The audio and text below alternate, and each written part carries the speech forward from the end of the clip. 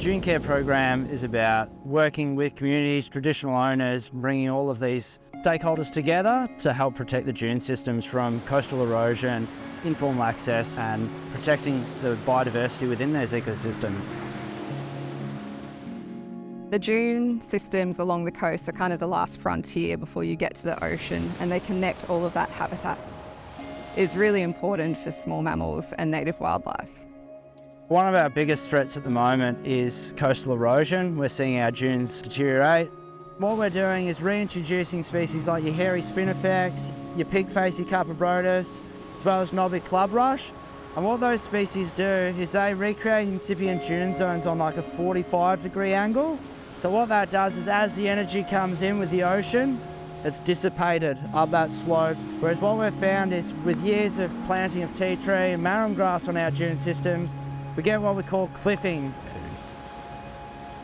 So the dune fencing along the front of the dunes is really important in stopping that informal access up into the dunes.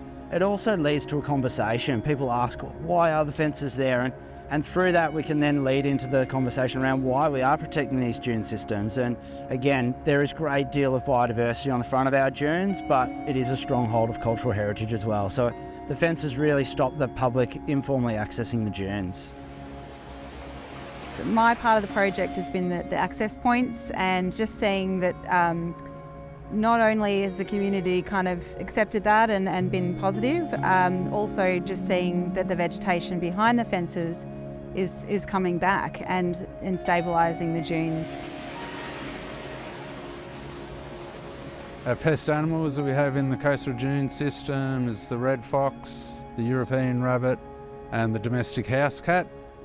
Dunecare grant provide us with additional funds to get in a professional shooter. They've removed a fox every night, so therefore removing 10 potentially, and then their subsequent litters, which is awesome work. So we've done some cat trapping just recently. We got a mother cat and 7 kittens on the Boneheads Bluff.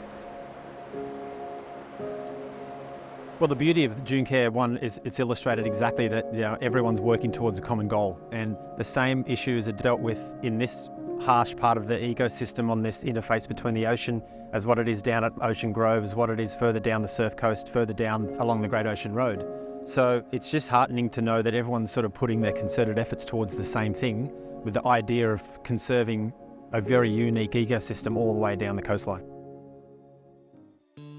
Working with our partners with the Small Mammals program, we were able to set up camera traps within the dune systems, and that really reiterated how the monocultures of the tea tree don't allow for that dense layered ecosystem which we're working towards, which allows our small mammals to move freely and find refuge within these ecosystems. So generally speaking, once we've removed the coast tea tree, the area can look quite denuded and it is a shock to the public. But what we try and reinforce is that after that 3 to 5 year period, we start to see that layered ecosystem come back. And generally speaking, by that time, you'll see that vegetation back about head high. And then as time progresses, that canopy will increase as well. Along the Thompson Creek at Point Impossible, I hadn't realised the extent of the rubbish and the rabbit damage that was going on there. Gas bottles, camping equipment, chairs, to pull that out, and then we mapped the rabbit warren entrances, and I was shocked at how many there were. The rubbish is now removed and the rabbit warrens have been fumigated. We haven't made it to where I want to go, but we're making progress, and I feel like the Dunecare money has enabled us to make that leap, and now there's light at the end of the tunnel.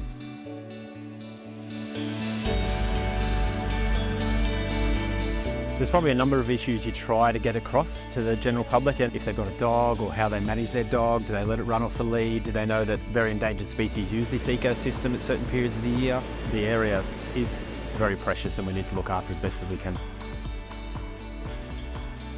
We are working to try and protect and preserve these dune systems and the broader environment, not only for our future generations to be able to appreciate them, but also for the wildlife that exists in them so that they can continue to persist.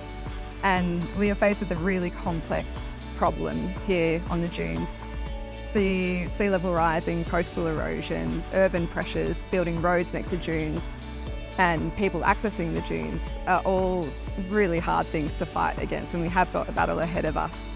But through working with all these different agencies and through the collaborative approach that we've had, we are having tangible outcomes on the ground as we're doing these works, and we'll continue with an adaptive management approach so that we can have the best outcomes possible. I think the best thing people can do for protecting the dunes is we all leave a footprint. It's about leaving the right footprint. It's sticking to the tracks, sticking to the accesses, staying out of our ecosystems and taking your rubbish home. And if you see something on the beach that's not supposed to be there, pop it in your pocket, keep walking, and you've done your bit for the environment.